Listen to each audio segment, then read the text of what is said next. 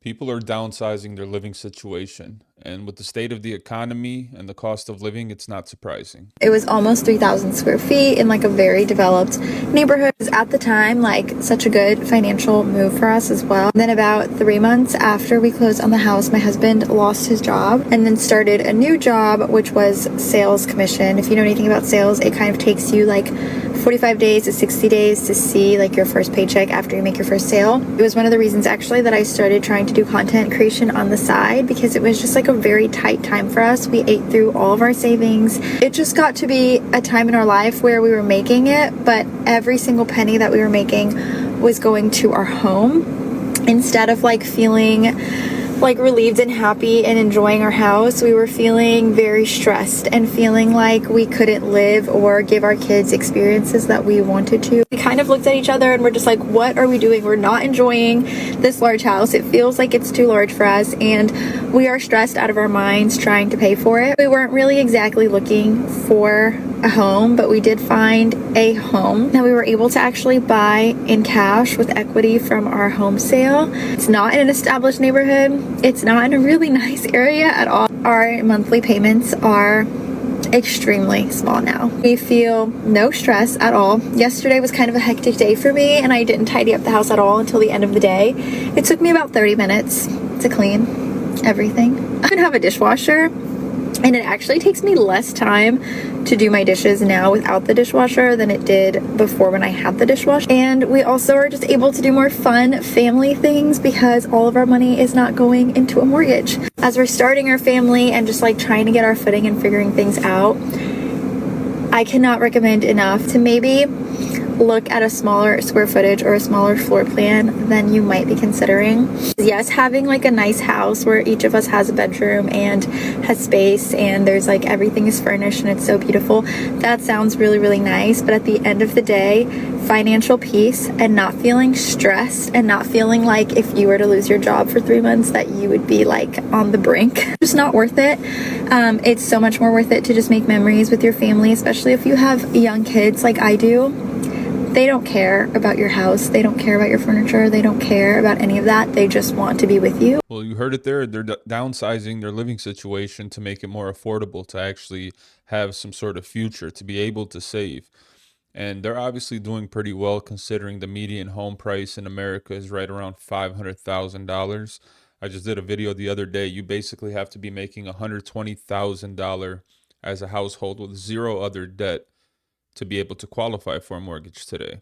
So basically, with other debt, you're looking at least $150,000 household income to be able to afford the median price home in the United States today. She said herself she doesn't have a lot of stress, so I think they made the right decision in downsizing their home, being able to spend more time with the kids and so forth. And that's just some people are doing, man. Everybody wants to keep up with the Joneses. Everybody wants to show people who don't care about you at all.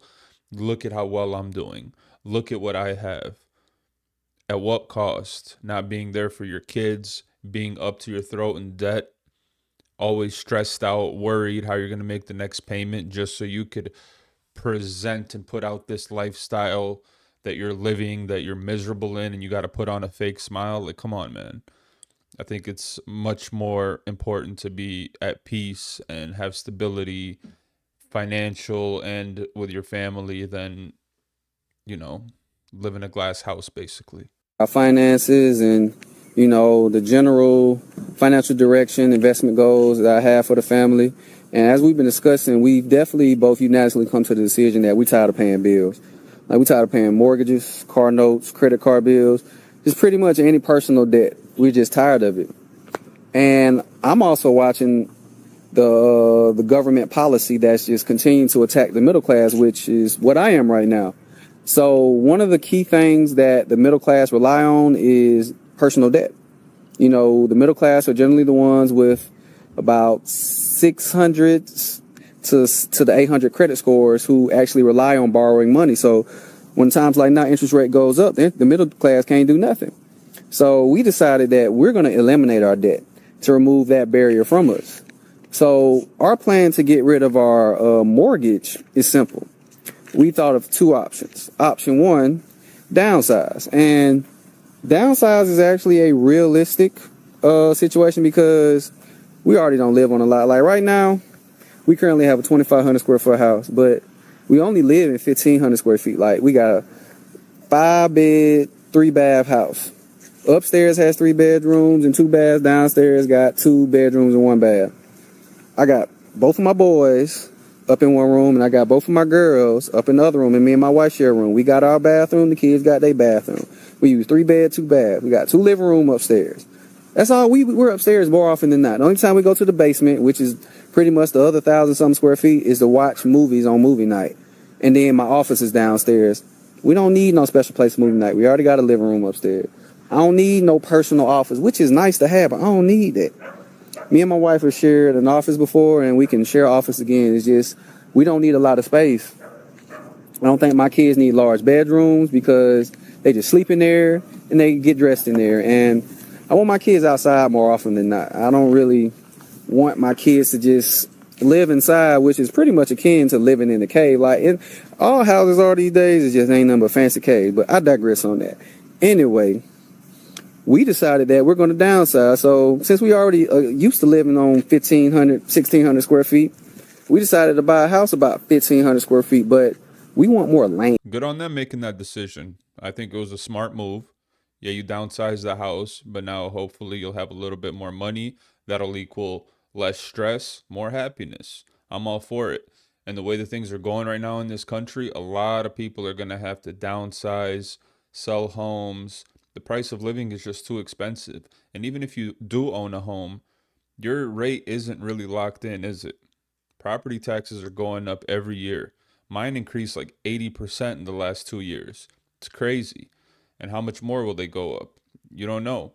And God forbid, losing a job or something like that, that affects how you're going to make your payments drastically. The way it's headed, we're just going to have to, I guess, learn to live with less. Because people that were making $80,000 10 years ago were doing really well.